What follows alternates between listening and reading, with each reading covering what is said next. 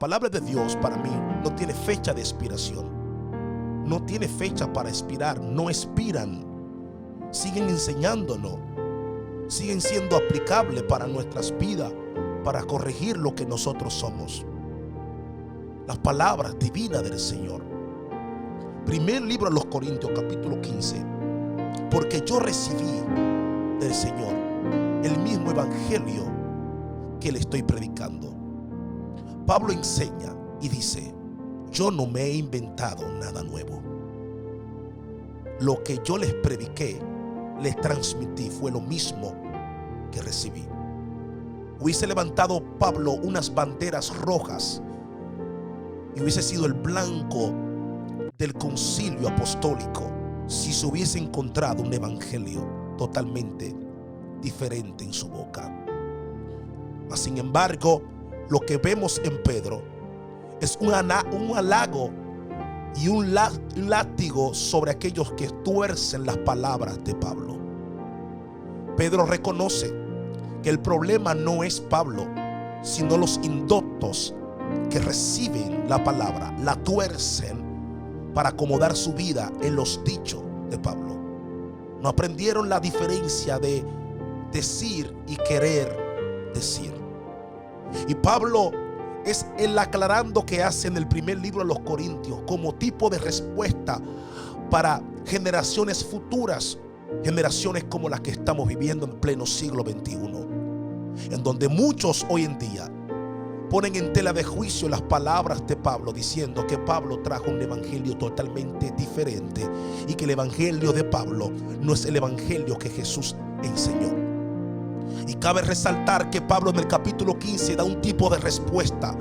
Al parecer la problemática que hoy tenemos, las discusiones que hoy tenemos hoy en día, a lo mejor tuvieron asientos en el ayer, en el siglo II, siglo III. Y Pablo tiene que hacer una defensa y un aclarando, y comenzando a los Corintios, aclara que lo que él recibe no es propio de él, sino que lo que él recibe fue transmitido a él por los primeros discípulos. Y Pablo dice: lo que yo recibí fue lo que yo di.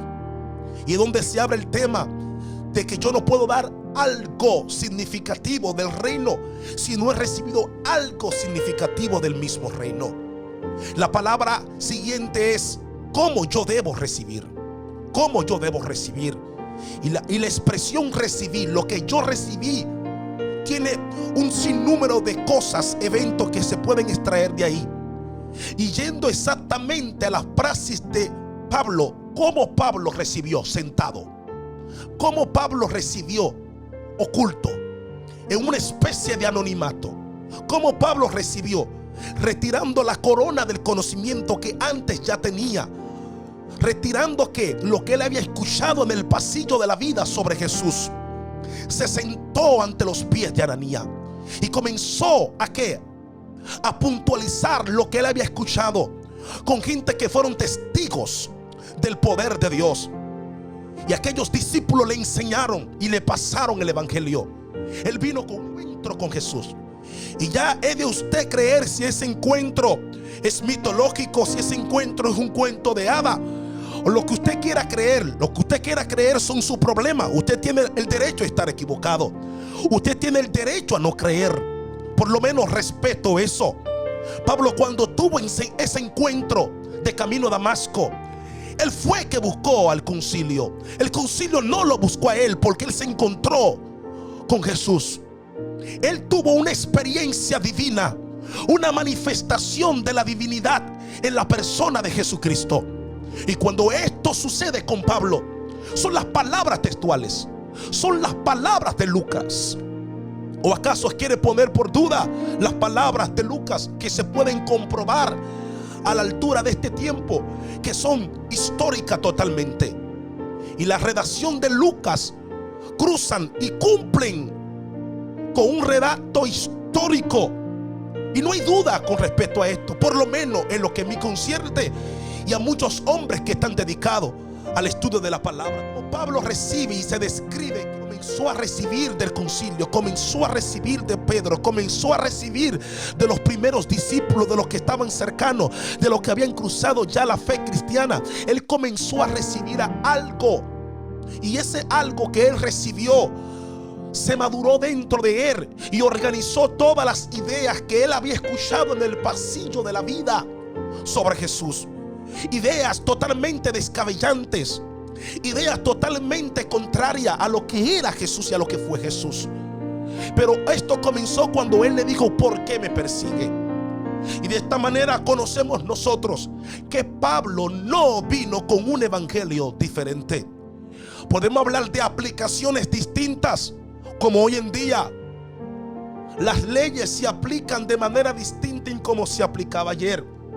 Las leyes del ayer tienen una nueva filosofía para establecerse hoy, porque hay cosas que han cambiado, hay cosas que han mejorado, hay cosas que ya no están, que se extinguieron. Hay formatos, hay modos de vida que ya expiraron, y por tal razón se debe reinterpretar las leyes de acuerdo a lo que tenemos como vida hoy en este tiempo. De igual manera, Pablo reinterpretó las palabras de Jesús sin violar la esencia. ¿Por qué sin violar la esencia? Porque hubiera una defensa de parte del concilio. Claro que sí. Si Pablo hubiese predicado un evangelio totalmente diferente, como algunos predican en este tiempo, como algunos enseñan que Pablo se inventó un evangelio, entonces Pedro tuviera que enfrentar a Pablo, y este no fue el caso. Juan tuviera que enfrentar a Pablo, y este no es el caso. Si estas personas enfrentaron al gobierno, gloria a Dios, se rehusaron ¿a qué? A vivir de acuerdo a cómo Roma establecía para aquello entonces no hubiese sido un problema enfrentar a Pablo. No hubiese sido un problema. Estamos hablando de discípulos que estaban dispuestos a morir antes de ir en contra de su idiosincrasia. Entonces, enfrentar a Pablo no fuese un problema. Pero no tenemos ni un documento de parte de los primeros discípulos reprendiendo a Pablo por un evangelio diferente. Lo más que tenemos es a un Pedro hablando de aquellos indoctos que tuercen la palabra de Pablo. O sea, lo que sí hubo en la época fueron indoctos que tomaron las palabras de Pablo, la torcieron para hacer con ella lo que ellos querían hacer. Y hoy tenemos esos tipos de personas que no vivan de acuerdo a la palabra, sino que quieren hacer que la palabra se acomode a sus actitudes. Pero esto es otro tema. Pero Pablo dice: lo que yo recibí fue lo mismo que yo di. Y es donde yo quiero concentrar esta palabra para hacer una práctica hoy, para traerla a tu vida hoy en día. ¿De qué manera tú estás recibiendo? ¿De qué manera? ¿Qué estás dando? No podemos dar lo que no hemos recibido. No podemos dar lo que no hemos recibido. Ley de siembra y cosecha. Siembras plátano, cosecharás plátano.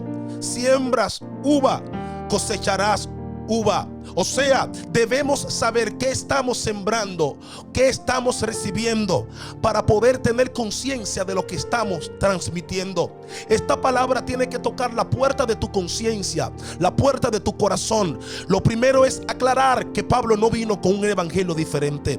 Lo segundo es aclarar que Pablo recibió exactamente el evangelio de la mata, el evangelio que estaba en la boca de los primeros discípulos y aquellas nubes de testigos que él comienza a hablar en el mismo capítulo 15, que pueden atestiguar de lo que él está hablando. ¿Por qué? Porque él habla acercamente de que Jesús resucitó, pero antes murió, y hay una gran nube de testigos. Lo tercero que nos enseña esto es que no podemos dar, quiero enseñar, no podemos dar, quiero predicar, no podemos dar lo que no hemos recibido. No vas a dar lo que no has recibido. Pero ¿cómo lo vas a recibir si no tienes tiempo para sentarte? El recibir no es sentarse o en una cama, en un sillón, o ir a la playa y comenzar a pensar de manera irresponsable y dejar que todo pensamiento entre y tú comenzar a sacar conclusiones de la vida tipo Sócrates. No, eso no es producir. Eso no es producir para recibir. Eso no es una producción de recibir el evangelio. Necesitas tener a alguien frente a ti al cual tú puedas tener la confianza de expresar tus ideas, de expresar lo que tú ves en la palabra de Dios, de expresar tus conclusiones. Y ese hombre con tipo de maestro podrá hacer lo siguiente contigo. ¿Sabe qué podrá hacer? Corregir las cosas que a lo mejor tú tienes. Hay cosas que nosotros tenemos que no son malas per se, pero necesitan que arreglos. Y voy a hacer una comparativa acá. Los artistas cuando escriben una canción, lo primero es que no son todos los artistas que escriben, y no son todos los artistas que escriben y pueden arreglar. O sea, hay tres cosas: artistas que escriben pero no arreglan. Pero hay artistas que tienen sus arreglistas en específico. ¿Y qué hace? ¿Cuál es el trabajo del arreglista? El trabajo del arreglista es exactamente poder hacer que lo que le pasó quien escribió entre en una coherencia y sea bien apreciable para los oídos futuros que la van a recibir. En pocas palabras, si los artistas pueden tener un arreglista, un mensajero puede tener un maestro, un arreglista.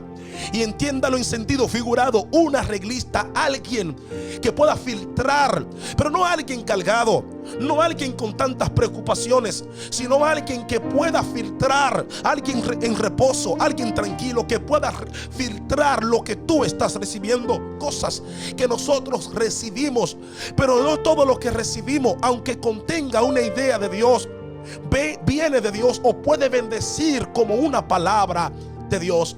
O sea, necesitamos con urgencia poner nuestros pies sobre la tierra, buscar una mesa, buscar un pupitre, buscar una silla, sentarnos y poder recibir para poder entonces transmitir.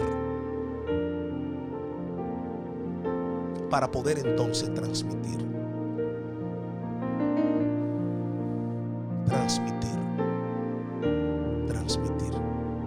Porque yo recibí del Señor lo que ustedes están hoy recibiendo, tal cual yo lo recibí. Que el Señor te bendiga y te guarde y te haga encontrar una arreglista. Dios te bendiga y Dios te guarde. Saber que estuviste ahí escuchando la buena palabra de Dios. Si esta palabra te edificó, compártela con alguien más. Me gustaría que compartiera esta palabra para que otros pudieran conocer acerca del ministerio de Jesús. Y recuerda suscribirte a nuestro canal y seguirnos en todas nuestras redes sociales. Profeta Johnny Félix. Shalom y bendiciones.